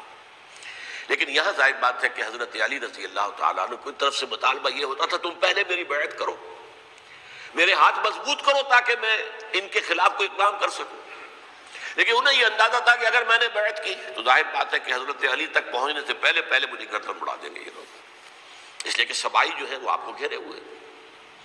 بہرحال ایک عجیب الجھاؤ، ایک ڈائلیما تھا جس کی وجہ سے یہ جنگ چلتی رہی، اور حضرت علی رضی اللہ تعالیٰ عنہ کو انہی کے شیعان علی ہی کے اندر سے وہ جماعت علیحدہ ہوئی تھی جس کو ہم خوارج کے نام سے جانتے ہیں، اور ایک خارجی ابن ملجم ہی نے حضرت علی کو شہید کیا رضی اللہ تعالیٰ عنہ۔ پھر حضرت حسن رضی اللہ تعالیٰ عنہ، اب دیکھیے کس قدر صحیح بات تھی جو حضرت علی رضی اللہ تعالیٰ عنہ نے فرمائی جب ان سے کہا گیا کہ کیا ہم آپ کے بیٹے حسن کے ہاتھ پر بیعت کر لیں رضی اللہ تعالیٰ عنہ۔ فرمایا نہ میں تمہیں اس کا حکم دیتا ہوں نہ میں اس سے روکتا ہوں، یہ تمہارا معاملہ ہے، امرہم شورا بینہم، تم اپنے باہمی مشورے سے جو فیصلہ کرو گے ٹھیک ہے، میں نہ حکم دیتا ہوں نہ روکتا ہوں۔ اس کا کیا مطلب ہے؟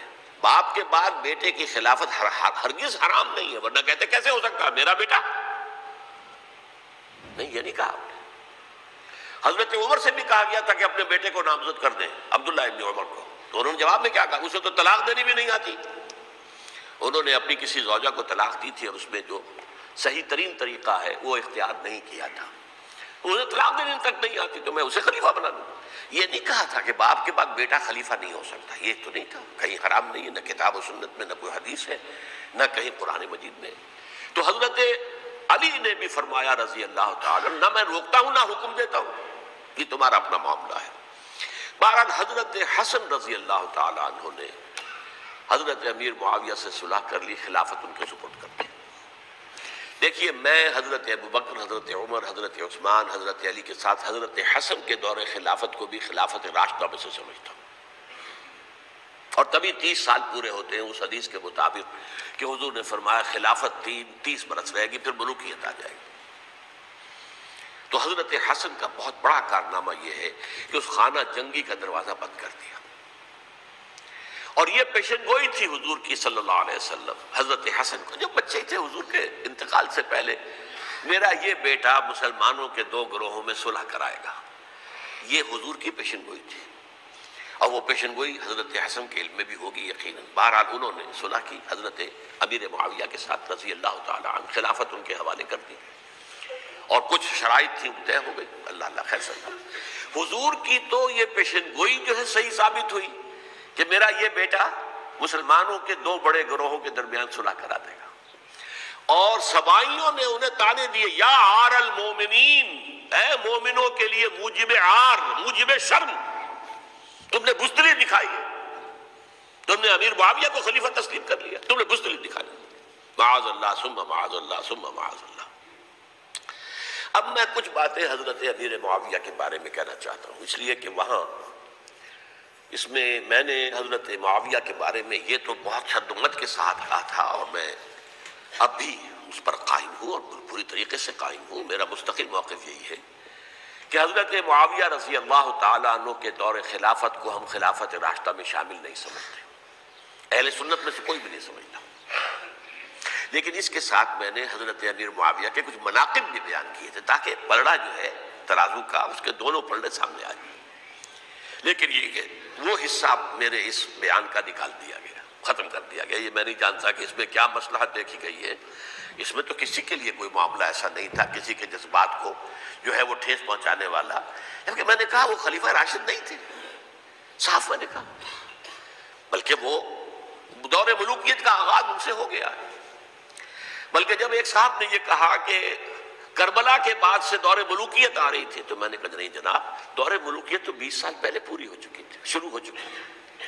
حضرت امیر معاویہ کے بھی 20 سال جو ہے وہ دور ملوکیت میں شمار ہیں۔ انہیں کسری العرب بھی کہا گیا، عرب کے کسریٰ، جو شہنشاہ ایران کا خطاب تھا، حضرت معاویہ رضی اللہ تعالیٰ عنہ کو کسری العرب کہا گیا، عرب کا کسریٰ یہ۔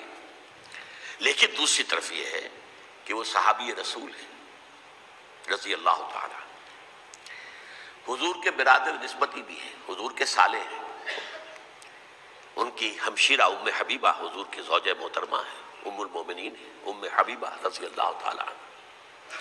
پھر کس قدر معتمد علیہ تھے حضور کے کہ کاتبان وحی میں شامل تھے، وحی کی کتابت کرنے والے چند لوگ تھے جنہیں کہ حضور کہتے تھے کہ اب یہ آیت لکھ لو، ان میں سے ایک امیر معاویہ بھی رضی اللہ تعالیٰ۔ تو بڑے توازن کی ضرورت ہے۔ دیکھیے صحابہ کرام کا جہاں تک تعلق ہے، اہل سنت کا موقف یہ ہے کہ صحابہ کلہم عدول، صحابہ سب کے سب نیک نیت ہیں، اور ان کی روایت جو ہے قبول کی جائے گی، رد نہیں کی جائے گی، ان پر کوئی جرح و تعدیل نہیں ہوگی، اس لیے کہ ان کا تزکیہ محمد الرسول اللہ صلی اللہ علیہ وسلم نے کیا تھا۔ لہٰذا یہ تو ہو سکتا ہے کہ کسی صحابی سے کوئی خطا ہو جائے، لیکن وہ خطا اجتہادی ہوگی، نیت کی خطا نہیں ہوگی، نیت کی غلطی نہیں ہوگی۔ اگر کسی صحابی کی نیت پر حملہ کیا جائے تو یہ اصل میں طعن ہے، حملہ ہے حضور پر کہ وہ تربیت دے نہیں سکے اپنے ساتھیوں کو، معاذ اللہ ثم معاذ اللہ ثم معاذ اللہ، وہ تزکیہ کر ہی نہیں سکے۔ 3 جگہ جو قرآن میں آیا ہے یتلو علیہم آیاتہ ویزکیہم، تو کیا تزکیہ کیا؟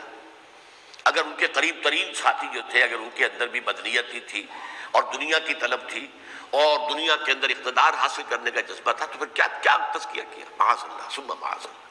لہذا صحابہ سب کے سب عدول ہیں اور ان سے اختلاف ممکن ہے، لیکن ان کی نیت پر حملہ نہیں ہو سکتا۔ تو حضرت امیر معاویہ کی شخصیت ایک چیز ہے، آپ کا دور خلافت دوسری چیز ہے۔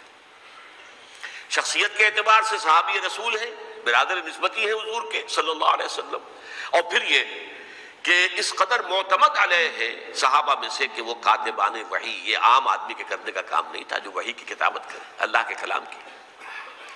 البتہ یہ ہے کہ جیسا کہ میں نے عرض کیا، ان کا دور خلافت راشدہ نہیں ہے، وہ ملوکیت کا دور ہے۔ یہ میں نے جیسا عرض کیا، میں نے ایک صاحب نے جب یہ کہا کہ ملوکیت شروع ہو رہی تھی، میں نے کہا شروع نہیں ہو رہی تھی، ملوکیت تو 20 سال پہلے شروع ہو چکی تھی۔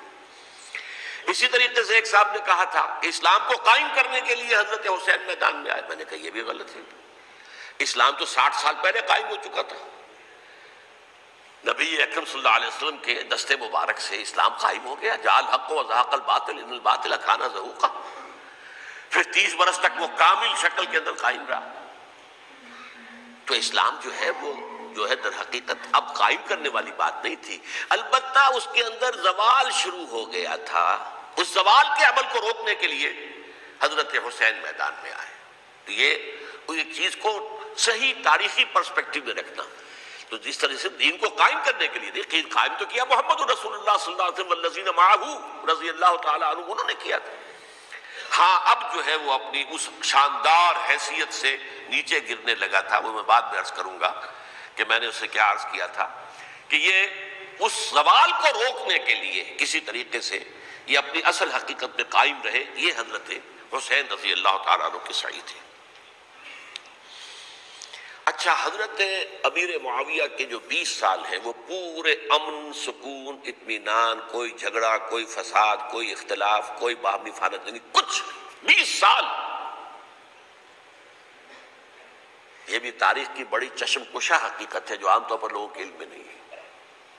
سبائی بھی دبکے رہے، حضرت امیر معاویہ کی حکومت اتنی مضبوط تھی، کنٹرول، کہ ان کو کچھ سر اٹھانے کا موقع نہیں ملا، موجود تھے، دبکے رہے۔ جیسا کہ میں نے کہا ریولوشن کے آخری مرحلے پر آ کر جو مخالفین ہیں وہ دب جاتے ہیں کہ پھر دیکھیں گے موقع ملے گا تو پھر لیں گے ان سے حساب کتاب۔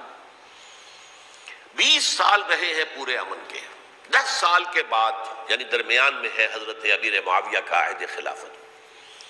ایک صحابی جو کہ بزرگ صحابہ میں سے ہیں، مغیرہ ابن شعبہ رضی اللہ تعالی عنہ، وہ آتے ہیں اور وہ کہتے ہیں کہ دیکھیے امیر المومنین، کتنی بڑی خانہ جنگی رہی تھی مسلمانوں کی آپس میں، اور اب بھی اگر آپ کسی کو نامزد کیے بغیر چھوڑ گئے امت کو تو پھر خانہ جنگی ہو جائے۔ 1 لاکھ اس وقت جو ہے وہ ہلاک ہوئے تھے، نہ معلوم اب کتنے ہلاک۔ لہٰذا آپ اپنی زندگی ہی میں نامزد کر دیجئے کسی کو خلیفہ، ولی عہد بنا دیجئے۔ حضرت امیر معاویہ نے ابتداءً جو ہے انکار کیا نہیں، لیکن ان کے دلائل ایسے تھے وزنی، اور میں سمجھتا ہوں کہ وہ بات صحیح تھی جو مغیرہ ابن شعبہ نے کہی، اس لیے کہ اب صحابہ کرام میں سے جو کبار صحابہ تھے وہ تو سب دنیا سے رخصت ہو چکے تھے۔ اب تو یا صغار صحابہ رہ گئے تھے جو حضور کے زمانے میں بچے تھے، حضرت حسن، حضرت حسین، عبداللہ ابن زبیر، یہ بچے ہی تھے نا، یا تو وہ تھے، اور یا بالکل نو مسلم تھے، اور نو مسلموں میں بڑی تعداد وہ تھی جو ایرانیوں کی تھی، شامیوں کی تھی، ادھر کی تھی، ادھر کی تھی، تو ان کو تو ظاہر بات ہے کہ تربیت نبوی سے کیا خلافت راشدہ سے بھی اکثر و بیشتر کو کوئی حصہ ملا ہی نہیں تھا۔ تو اس صورت میں اب وہ اعلیٰ ترین معیار پر حکومت کے نظام کو قائم کرنا ممکن نہیں ہے۔ کوئی قبائلی عصبیت جب تک حکومت کی پشت پر نہیں ہوگی، حکومت مستحکم نہیں ہوگی۔ یہ گویا کہ ایک جس کو کہتے ہیں کہ حقیقت بینی، واقعیت پسندی، ایک آئیڈیالزم ہے اور ایک ریئلزم ہے کہ آپ فیکٹس آن دی گراؤنڈ کو غور کریں، سوچیں اس کے اوپر اور پھر کوئی فیصلہ کریں۔ اس اعتبار سے پھر حضرت امیر معاویہ نے بات مان لی اور بیعت لے لی لوگوں سے حضرت یزید کے لیے کہ یہ خلیفہ ہوں گے میرے بعد، اس کو ولی عہدی کہتے ہیں۔ اچھا، اس وقت 5 افراد ایسے تھے کہ جنہوں نے اس سے اختلاف کیا۔ یہ بات بہت اہم ہے۔ میرا کتابچہ ہے سانحہ کربلا، اس کے کچھ نسخے آج یہاں ہوں گے، آپ لوگ پڑھیے اسے غور سے اور پھیلائیے تاکہ حقیقت سامنے آئے۔ 5 افراد کون تھے جو ہونے چاہیے؟ ابو بکر فوت ہو گئے، ان کے بیٹے عبد الرحمن ابن ابی بکر۔ عمر فوت ہو گئے، ان کے بیٹے عبداللہ ابن عمر۔ عباس فوت ہو گئے، ان کے بیٹے عبداللہ ابن عباس۔ زبیر فوت ہو گئے، ان کے بیٹے عبداللہ ابن زبیر۔ اور حضرت حسن جو ہے ان کا انتقال ہو چکا تھا، حضرت علی کے بیٹے حضرت حسین رضی اللہ تعالیٰ عنہ اجمعین۔ حضرت حسن کے بارے میں ایک فریق کا کہنا یہ ہے کہ انہیں زہر دے کر ہلاک کیا گیا، اہل تشیع کا قول یہ ہے، جبکہ اہل سنت کہتے ہیں کہ نہیں، وہ اپنی جو بھی طبعی موت تھی اس سے ان کی وفات۔ لیکن میں اس میں نہیں جانا چاہتا، اس لیے کہ یہ مائکرو ہسٹری جو ہے نا، وہ تو ایک ایک واقعے کے لیے ادھر کی روایات کیا، ادھر کی کیا ہیں، ان کے پاس کیا دلائل ہے، یہ تو کسی ریسرچ اسکالر کا موضوع ہے، میرا موضوع نہیں ہے۔ لیکن بہرحال یہ 5 حضرات تھے جنہوں نے ولی عہدی کی بیعت نہیں کی، لیکن حضرت معاویہ اتنے حلیم الطبع انسان تھے، انہوں نے جبر نہیں کیا، کوئی تشدد نہیں کیا۔ ٹھیک ہے، ولی عہدی کی بیعت نہیں کر رہے، کوئی بات نہیں، میری بیعت تو کی ہوئی ہے نا، ابھی تو میں زندہ ہوں، بات ختم ہو گئی، میری بیعت کو تو نہیں توڑا انہوں نے، فسخ بیعت نہیں کی۔ اس اعتبار سے انہوں نے نہ کوئی تشدد کیا، نہ جبر کیا، نہ کوئی مواخذہ کیا۔ لیکن جب امیر معاویہ کا انتقال ہو گیا، اب ولی عہدی کی بجائے وہ اب خلافت کی بیعت ہوئی، سب لوگوں نے بیعت کر لی۔ ان 5 میں سے ایک فوت ہو چکے تھے، حضرت عبد الرحمن ابن ابی بکر فوت ہو چکے رضی اللہ تعالی۔ 4 تھے، ان 4 میں ایک اختلاف ہوا۔ 2 کی رائے یہ تھی، عبداللہ ابن عمر، عبداللہ ابن عباس، کہ اگرچہ یہ کام غلط ہوا ہے، اسلام کی روح کے منافی ہوا ہے، یہ بادشاہت کی بنیاد پڑ رہی ہے، لیکن یہ بات ایسی نہیں ہے کہ اس کی بنا پر ہم خانہ جنگی شروع کروا دیں، امت کے اندر خون خرابہ کروائیں، فساد کروائیں۔ لہذا انہوں نے بیعت کر لی۔ اب کوئی اگر یہ کہے معاذ اللہ کہ وہ بک گئے تھے یزید کے ہاتھ میں، معاذ اللہ ثم معاذ اللہ، وہی بات آپ اختلاف کر سکتے ہیں کہ انہیں نہیں کرنی چاہیے تھی، یہ کوئی رائے رکھے، مجھے اختلاف نہیں، لیکن ان کی نیت پر حملہ کریں گے تو حملہ محمد رسول اللہ پر ہوگا صلی اللہ علیہ وسلم۔ عبداللہ ابن عمر کون ہے؟ کتنی حدیثیں ان سے جو ہے وہ منقول ہیں۔ عبداللہ ابن عباس کون ہے؟ جنہیں حضور نے جو ہے جن کے لیے دعا کی تھی، اے اللہ فقہہ فی الدین وعلمہ التاویل، اے اللہ اس نوجوان کو دین کا فہم عطا کر اور قرآن کی تعویل اور تفسیر کا علم عطا کر، حبر الامہ کہلاتے ہیں۔ وہ کہیں پیسوں اور ٹکوں کے عوض بک جانے والے نہیں تھے، انہوں نے امت کی مصلحت دیکھی، نیت جو ہے اس پر حملہ نہ کیجئے، البتہ اختلاف کا حق آپ کو حاصل ہے۔ 2 حضرات جو ہے ڈٹے رہے کہ نہیں، ہمیں کم وٹ میں ریزسٹ کرنا ہے۔ عبداللہ ابن زبیر عمر کے اعتبار سے وہ بڑے ہیں، مسلمانوں میں سب سے پہلے ولادت مدینے میں جا کر جو ہوئی ہے وہ عبداللہ ابن زبیر کی ہوئی ہے۔ ہجرت کر کے جب مہاجرین وہاں پہنچے، کچھ عرصے تک کسی کے ہاں کوئی اولاد نہیں ہوئی، تو لوگوں نے تانے دینے شروع کر دیے کہ معلوم ہوتا ہے کہ یہاں آ کر یہ مکے کے رہنے والے جو ہیں کمزور ہو گئے ہیں، ان کی ہاں اولاد ہی نہیں ہو رہی۔ تو جب عبداللہ ابن زبیر کی ولادت ہوئی ہے، یہ حضرت ابو بکر کے نواسے ہیں، حضور کی زوجہ محترمہ حضرت عائشہ کی بہن، حضرت دیکھیے ابھی نام نکل گیا ہے جی، حضرت اسماء رضی اللہ تعالی عنہ عنہما، یہ ان کے ساتھ جاتے ہیں، حضرت زبیر کے بیٹے۔ ان کا فیصلہ ہوا کہ ہمیں رجسٹ کرنا ہے کم وٹ میں، ایٹ اینی کاسٹ۔ حضرت حسین ابن علی رضی اللہ تعالیٰ عنہما کا بھی فیصلہ ہوا کہ ہمیں رجسٹ کرنا ہے کم وٹ میں۔ البتہ ان میں بھی ایک اختلاف ہو گیا، یعنی یہ 2 تو جڑے رہے، ان 2 میں اختلاف ہو گیا۔ عبداللہ ابن زبیر کا کہنا یہ تھا کہ ہمیں حجاز میں رہنا چاہیے، یہ سرزمین ہے جس میں نبوت کی برکات سب سے زیادہ ہیں، یہاں ہم مضبوط قلعے کے اندر ہیں، ہمیں یہاں سے جو ہے رجسٹ کرنا چاہیے اور ختم کرنا چاہیے اس نظام کے اندر جو خرابی آ گئی ہے اس کو۔ حضرت حسین رضی اللہ تعالیٰ عنہ کے پاس خطوط کا تانتا بنا ہوا تھا کوفے سے لوگ خط لکھ رہے تھے، آئیے آئیے آئیے، ہم آپ کے ہاتھ پر بیعت کریں گے، ہم آپ کے ہاتھ پر بیعت کریں گے، ہم آپ کے ہاتھ پر بیعت کریں گے۔ یہی وہ کوفہ جو حضرت علی کا دارالخلافہ رہا تھا اور جو پھر سبائیت کا گڑھ بن گیا تھا۔ چنانچہ حضرت حسین نے حضرت مسلم بن عقیل کو بھیجا وہاں پر کہ میرے نمائندے کی حیثیت سے جا کر وہاں پر بیعت لو۔ 10-12 ہزار افراد نے بیعت کر لی، لیکن اس کے بعد یزید کی طرف سے گورنر بنا کے بھیجا گیا ابن زیاد کو۔ ابن زیاد نے آ کر جو تشدد کیا اور سختی کی تو سب کے سب بیعت توڑ کر اور سب منحرف ہو گئے۔ مخلصین تو وہ تھے نہیں، الکوفی لایوفی، کوفی جو ہے وہ تو کوئی وعدہ وفا کرنے والا ہوتا ہی نہیں، بیعت توڑ دی۔ فمن نقص فانما ينقص على نفسه، بیعت کے بعد بیعت توڑ دینا بہت بڑا گناہ ہے، توڑ دی۔ ادھر اطلاع مل گئی حضرت حسین کو، چل چکے تھے، وہ راستے میں تھے کہ وہاں تو مسلم بن عقیل شہید ہو گئے اور سب لوگوں نے بیعت توڑ دی۔ اب واپس جانا چاہتے تھے، لیکن مسلم بن عقیل کے بیٹے جو ہے اڑ گئے۔ یہ عرب کی اپنی ایک جو ہے پرانی ان کی حمیت اور ان کا قبائلی نظام کہ اب ہم اپنے والد کے خون کا قصاص لیے بغیر نہیں جائیں گے۔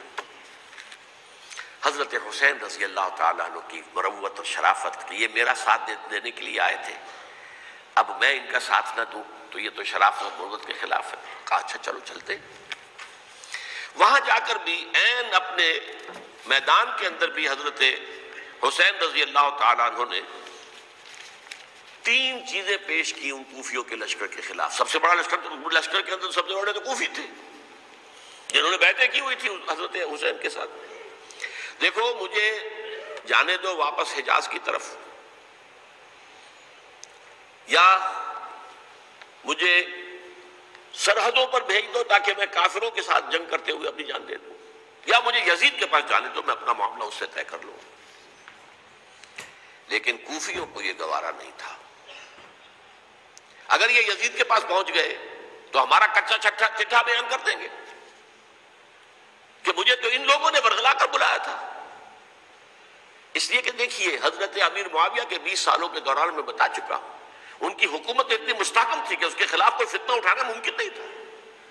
اب چونکہ ایک چینج اوور ہوا تھا، اور چینج اوور میں آپ کو معلوم ہوتا ہے کہ ایک جس کو کہتے ہیں every thing is in the melting پاٹ، ابھی تو یہ درمیان کے اندر معاملہ ہے، تو انہیں موقع ملا، سر اٹھایا حضرت حسین رضی اللہ تعالیٰ عنہ کو، جو خطوط لکھے جس کے کہ تھیلے کے تھیلے اور بوریوں کی بوریاں بھری ہوئی حضرت حسین کے ساتھ تھی، وہ کہا کہ آئیے ہم آپ سے بیعت کریں گے۔ انہوں نے نہیں مانا، اور اصل میں حضرت حسین کے قاتل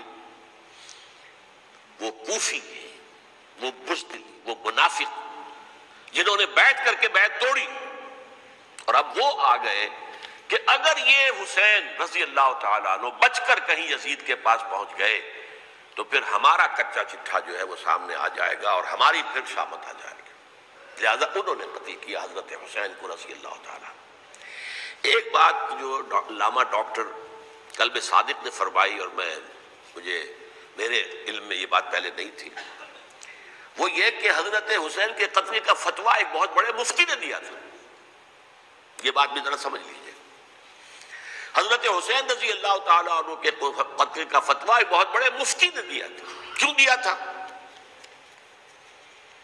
اس لیے کہ حضور کی احادیث موجود ہیں کہ جب ایک شخص کی ایک خلیفہ کی بیعت ہو جائے تو دوسرا اگر کھڑا ہو تو اسے قتل کر دو، کھلی حدیث۔ اسی لیے ایک بہت بڑے مفسر بھی ہیں، فقیہ بھی ہیں، قاضی ابن العربی رحمۃ اللہ علیہ، ایک ابن عربی ہیں الف لام کے بغیر، ابن عربی، وہ بہت بڑے صوفی ہیں، فلسفی ہیں، اندلس کے ہیں۔ یہ قاضی ابن العربی ہیں جنہوں نے قرآن کی ایک تفسیر لکھی ہے اس اعتبار سے کہ صرف ان آیات کی تفسیر جن سے کہ فقہی احکام جو ہیں ان کا استنباط ہوتا ہے۔ ابن العربی کی ہے، ان کا ایک جملہ نقل ہوتا ہے، قتل الحسین بسیف جدہ، حسین قتل ہو گئے اپنے ہی نانا کی تلوار سے۔ وہ تلوار کیا تھی؟ جب کسی کی بیعت ہو چکی ہو پھر کوئی کھڑا ہو مدعی خلافت، قتل کر دو۔ میرے نزدیک حضرت حسین مدعی خلافت نہیں تھے، یہ بات اس وقت سامنے لوگوں کے نہیں آئی، بلکہ حکومت نے یہ باور کرا دیا کہ یہ تو باغی ہے، یہ مدعی ہے خلافت کے، انہوں نے تو دعویٰ نہیں کیا خلافت۔ وہ تو صرف اس عمل کو روکنے کے لیے میدان میں آئے تھے. اور اس بات کو اچھی طرح سمجھ لیجئے کہ اس وقت تک یہ جو تصور آج ہمارے پاس ہے کہ ریاست علیحدہ ہے، حکومت علیحدہ ہے. State of Pakistan, we are loyal to the state of Pakistan. ہم ریاست پاکستان کے وفادار ہیں، گورنمنٹ آف پاکستان کے وفادار نہیں ہیں. We are not loyal to the government.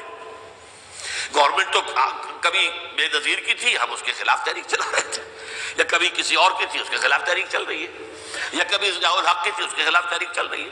Government کو بدلنا تو عوام کا حق ہے. آج اس وقت نہیں تھا. اس وقت ریاست اور حکومت کا کوئی فرق نہیں تھا. لہذا جو حکومت سے اختلاف کرے گویا کہ باغی ہے. یہ ہے اصل میں وہ پیچیدہ مسئلہ کہ کیوں کسی مفتی نے فتویٰ دے دیا. اس لیے کہ اس وقت تک ریاست اور حکومت کا فرق واضح نہیں تھا دنیا پر. یہ تو ابھی کچھ 100-150 سال کی بات ہے کہ آج ہمارا جو پولیٹیکل سائنس کا ایولیوشن ہوا ہے وہ اسٹیج تک پہنچ گیا ہے کہ اسٹیٹ علیحدہ ہے، حکومت علیحدہ ہے. حکومت تو اسٹیٹ کے 3 آرگنز میں سے ایک آرگن ہے. ایڈمنسٹریشن حکومت کی ہے، جوڈیشری ہے اور لیجسلیچر ہے. 3 آرگنز ہیں بڑے بڑے، ان میں سے ایک ہے. تو حکومت کو بدلنا تو عوام کا حق ہے، چاہے وہ ووٹ کے ذریعے بدلیں، چاہے ایجیٹیشن. اگر پرامن ایجیٹیشن ہے اس سے حکومت کو بدلنے کا حق حاصل ہے دستوری طور پر ہر اعتبار سے. اس وقت یہ نہیں تھا. لہذا صورتحال یہ بن گئی کہ حکومت وقت نے باور کرا دیا مسلمانوں کو. ورنہ سوچئے نواسۂ رسول کو قتل کرنا کوئی آسان کام تھا. آخر سب کلمہ گو تھے کہ نہیں تھے؟ کلمہ گو تو تھے نا، اور حضور سے عقیدت اور محبت میں کمی. لیکن یہ کہ فتویٰ، اگر ایک بہت بڑے مفتی کا، جو کہ حضرت علامہ ڈاکٹر قلب صادق صاحب نے فرمایا، مجھے اس مفتی کا نام بھی معلوم نہیں، کہ ایک مفتی ہی کا فتویٰ تھا وہ، جس کے بنا پر اب ان لوگوں نے حضرت حسین کو قتل کیا. اور یہی وجہ ہے کہ انہوں نے پھر خیموں کو بھی آگ لگا دی. وائی؟ حالانکہ دیکھیے اگر دشمنی کا انتقام ہوتا تو حضرت علی بن حسین جو بیمار تھے، جو بعد میں زین العابدین رحمت اللہ علیہ کے نام سے پھر یہ اہل تشیع کے چوتھے امام معصوم ہیں، حضرت علی، حضرت حسن، حضرت حسین، اور پھر حضرت علی بن حسین زین العابدین رحمت اللہ علیہ، کیا ان کو بھی قتل کرتے تھے؟ حضرت حسین کی نسل ہی ختم ہو جاتی. لیکن دیکھیے آگ کیوں لگائی؟ آگ اس لیے لگائی کہ وہ جو ڈاکومنٹری پروف ہے ہماری غداری کا یزید کے خلاف حضرت حسین کو جو ہم نے دعوت دی، وہ جو ڈاکومنٹری پروف خطوط کی شکل میں موجود ہے وہ ختم ہو جائے، ڈسٹرائے ہو جائے. اس کے لیے انہوں نے خیموں میں آگ لگائی.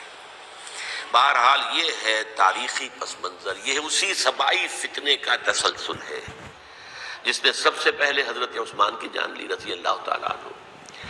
5 سال تک مسلمانوں میں خانہ جنگی رکھی، حضرت علی کو پھر شہید کیا، اور اس کے بعد جو ہے 20 سال حضرت امیر معاویہ کے تو سر نہیں اٹھا سکے. لیکن پھر جب ایک چینج اوور ہو رہا تھا تو اس وقت انہوں نے موقع غنیمت سمجھا کہ اب کھڑے ہو جاؤ اور اب دوبارہ ایک فتنہ جو ہے اس کو امت کے اندر پیدا کر دو. اچھا، اس معاملے میں ایک بات جو میں نے وہاں کہی کہ ہمارے ہاں شاعرانہ جو مبالغہ آمیزی ہے، یہ میری گفتگو کا حصہ انہوں نے حذف کر دیا ہے. اور میں نے ایک سنی شاعر، بہت بڑے عالم، جن کے حوالے سے آج بھی میری تقریر ہوگی خالق جناح ہال میں، مولانا محمد علی جوہر کے ایک شعر کے حوالے سے کہا کہ قتل حسین اصل میں مرگ یزید ہے، اسلام زندہ ہوتا ہے ہر کربلا کے بعد. میں نے کہا یہ بالکل محمل شعر ہے. اسلام مرا ہی نہیں تھا، زندہ ہونے کا کیا سوال؟ اور اگر کسی درجے میں مزمحل یا زخمی ہوا تھا تو وہ تو رہا، کربلا کے بعد بھی رہا، یزید کی حکومت بھی رہی، بنو امیہ کی حکومت بھی چلی، کوئی تبدیلی تو نہیں آئی. یہ کیا کہہ رہے ہیں؟ اسلام زندہ ہوتا ہے کربلا کے بعد. میں نے کہا اسلام مرا نہیں تھا. جیسے میں نے یہ کہا کہ ملوکیت جو ہے وہ اب شروع نہیں ہوئی، ملوکیت تو 20 برس پہلے شروع ہو چکی تھی حضرت امیر معاویہ کی. لیکن ظاہر بات ہے کہ حضرت حسن نے، حضرت حسین نے اس کو قبول کیا، اور حضرت حسین نے تو پھر 10 سال تک ولی عہدی جو تھی چاہے بیعت نہیں کی لیکن اس کے خلاف میدان میں آ کر چیلنج تو نہیں کیا. اس اعتبار سے یہ معاملہ جو ہے اسلام زندہ ہوتا ہے کربلا کے بعد، یہ بے تکی بات ہے. ہاں، حضرت شاہ اسماعیل شہید رحمت اللہ علیہ کی اگر میں تشبیہ کو، تمثیل کو سامنے رکھوں تو اسلام کی عمارت 6 منزلہ ہے، 6ٹی منزل ٹاپ کی وہ گر گئی، 5 منزلیں انٹیکٹ تھیں، اسلام مرا نہیں تھا. عدالت میں شریعت کے مطابق فیصلے ہو رہے تھے، قاضی تھے، مفتی تھے، شریعت نافذ تھی، اسلام کا مرا تھا. جبکہ خود کہہ رہے ہیں علامہ کلب صادق کے ایک مفتی کے فتوے سے ہی حضرت حسین کو قتل کیا گیا. اب وہ مفتی کی رائے، اس کی بدنیتی ہو، جو بھی ہو، وہ جانے، اللہ جانے. لیکن عام مسلمان کیا کرے؟ اس پہلو سے اسلام مرا نہیں تھا. ہاں ایک منزل گر گئی تھی، وہ گری رہی، 1000 برس تک گری رہی، یہاں تک کہ آ کر مغربی امپیریلزم نے اس کے گرایا، ملوکیت کا معاملہ ختم کیا، اور وہ جبرین ملوکیت دوسری آ گئی. ورنہ وہی بادشاہی چلی ہے. بلکہ دور بنو امیہ میں وہ بادشاہی پوری طرح اس نے بالوں پر نہیں نکالے تھے. اصل بالوں پر تو اس نے نکالے ہیں دور بنو عباس میں آ کر. اور پھر سلاطین جو ہے ترک، جو ترک خلفاء ہیں، ان کا بھی بادشاہت تھی، اور کیا تھا، وہ خلافت تو نہیں تھی. تو یہ تو اسلام میں جو بھی نقص واقع ہو گیا تھا، کبھی واقع ہو گئی تھی، وہ جو کی تو برقرار رہی. اس کو بھی تسلیم کیا. میں اللہ کا شکر ادا کر کے کہتا ہوں کہ دونوں حضرات، دونوں شیعہ دانشور اور بڑی اعلیٰ سطح کے جو شیعہ عالم تھے، انہوں نے اس بات کو تسلیم کیا اور میری اس بات کو چیلنج نہیں کیا.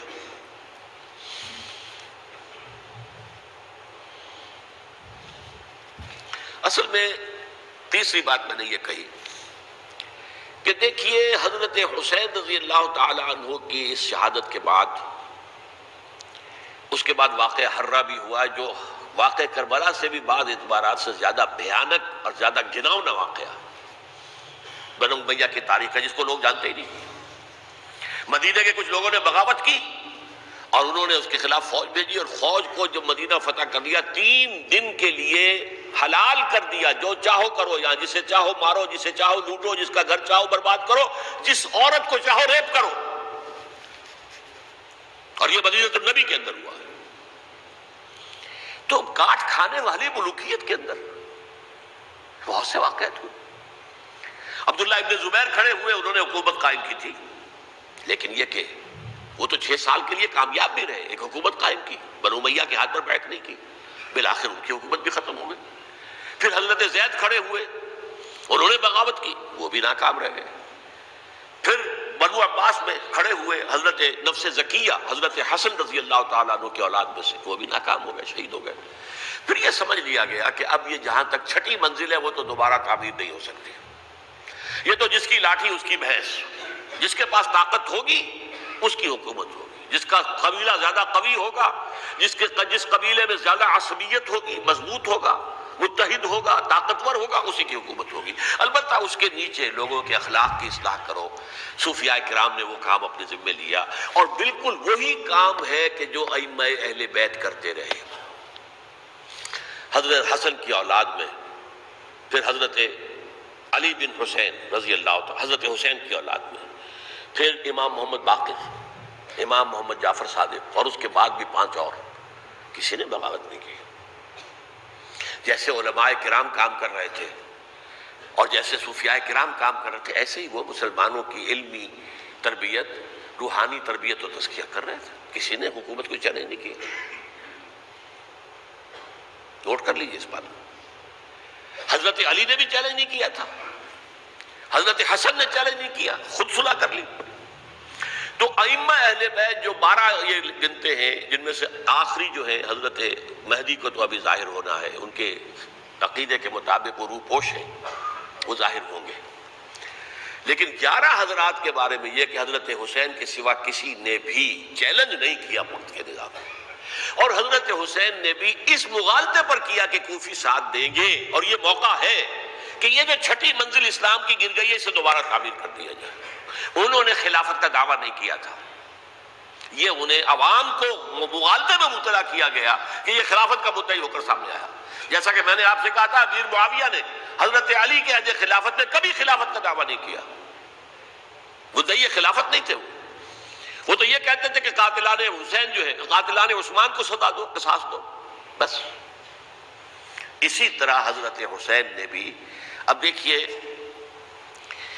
اس ضمن میں اس میں کوئی شک نہیں ہے، حضرت حسین رضی اللہ تعالی عنہ کی جو شہادت ہوئی ہے، اور ان کے ساتھیوں کی، اعزاء و اقارب کی،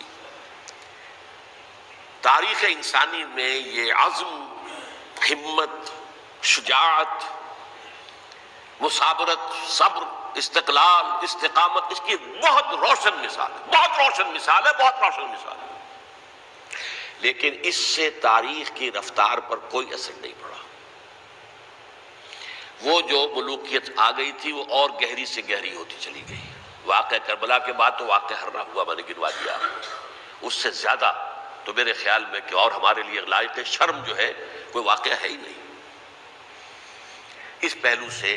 لیکن حضرت حسین کا ایک، اب ان کو یہ کہ میں مطلب یہ کہ اگر میں ان کے ہاتھ پر بیعت کر لیتا ہوں جو کہ اس وقت سامنے موجود تھے کہ یزید کی بیعت تمہارے ہاتھ پر کرتا ہوں، تو گویا کہ اپنے آپ کو سرنڈر کر دیتے۔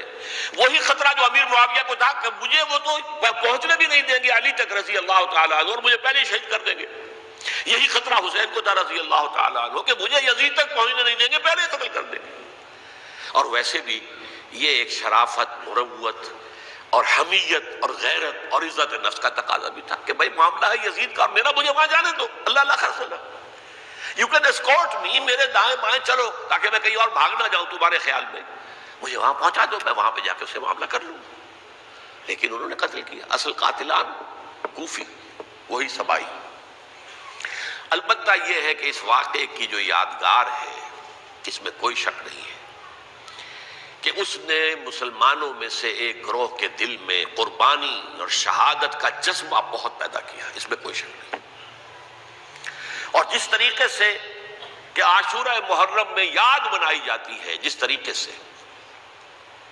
اس نے اہل تشیع کے اندر قربانی کا جذبہ بے انتہا پیدا کر دیا، اگرچہ وہ جذبہ بروئے کار نہیں آتا، اس لیے کہ ان کے ہاں یہ عقیدہ ہے، یہ طے ہے کہ جب تک حضرت مہدی ظاہر نہیں ہوں گے ہم کسی کے خلاف بغاوت نہیں کریں گے۔ یہ پوری تاریخ میں ان کا معاملہ رہا، تمام جو ہے ائمہ اہل بیت کا معاملہ رہا، جب تک مہدی نہیں آتے keep sitting and keep waiting, wait and see, that's all. یہ تو خمینی صاحب نے کیا ہے، آیت اللہ خمینی صاحب نے، کہ انہوں نے یہ ایران کے شیعوں کو باور کرایا کہ بھائی جب آئیں گے حضرت مہدی آ جائیں گے، لیکن ہم اب ہاتھ پر ہاتھ رکھ کر بیٹھے رہیں، باطل کو چیلنج بھی نہ کریں، ہمیں کچھ تو کرنا چاہیے، وہ ہاتھ پاؤں ہلانے چاہیے، اور کچھ نہیں تو مہدی کا راستہ جو ہے صاف کرنا چاہیے، تمہید کرنی چاہیے، ان کے راستہ ہموار کیا جائے۔ تو یہ ان کی بڑی عظمت ہے آیت اللہ خمینی صاحب کی کہ اہل تشیع ایران کے جو ہے ان سے انہوں نے یہ بات منوا لی کہ ہم بالکل انرٹ نہیں بیٹھے رہیں گے، بلکہ اب انہیں نائب امام قرار دے کر اور ولایت فقیہ کے فلسفے کے حوالے سے، یہ دو چیزیں ان کی جو ہیں بنیادی فلسفے کی ہیں، وہ اس وقت میرا موضوع نہیں ہے، انہوں نے عوام کو ایسا کھڑا کیا ہے کہ 20,000 سے لے کر 30,000 کے درمیان انسانوں نے جانیں دے دی، عورتوں کے جلوس نکلے، شیرخوار بچہ گود میں ہے عورت کے اور گولی کھا رہی ہے اور مر رہی ہے، گر رہی ہے۔ آپ سوچئے زندگی کتنی عزیز ہوتی ہے، اور شیرخوار بچے کے لیے ماں کی جو زندگی ہے، اس ماں کو اپنی زندگی کتنی عزیز تر ہوگی کہ اپنے لیے نہیں تو اس بچے کے لیے مجھے جینا ہے، لیکن نہیں، گولیاں کھائیں تو گری۔ یہ جذبہ انہی میں ہے۔ واقعہ یہ ہے کہ اہل سنت کے اندر یہ جذبہ نہ ہونے کے برابر ہے، یہ میں واشگاف الفاظ میں کہہ رہا ہوں۔ پورے عالم اسلام میں صرف شیعہ ایران ایسا نکلا ہے کہ جس نے بادشاہت کا خاتمہ کیا، باقی سعودی عرب میں بادشاہت بیٹھی ہوئی ہے، ڈٹ کر بیٹھی ہوئی، اربوں ڈالر کا ایک ایک محل بنتا ہے ان بادشاہوں کا، اور سنی سن کوئی حرکت نہیں۔ وہ تو اب جو حرکت ہو رہی ہے وہ اینٹی امریکن حرکت ہے جو ہو رہی ہے، وہ در حقیقت وہ مسئلہ بالکل دوسرا ہے جو اس وقت ہو رہا ہے، لیکن یہ کہ عالم اسلام میں کوئی تحریک ایسے نہیں اٹھی۔ یہ اہل تشیع میں ہے جو بالکل استثنائی بات ہے کہ انہوں نے جو ہے ایک ایسا بادشاہ جس کو کہا جاتا تھا کہ اس کا جو اسلحہ خانہ ہے وہ ایشیا میں سب سے بڑا اسلحہ خانہ ہے، جو 2500 سالہ پرانی جو ایک عظمت تھی ایران کی، اس کو دوبارہ تازہ اور زندہ کرنا چاہتا تھا۔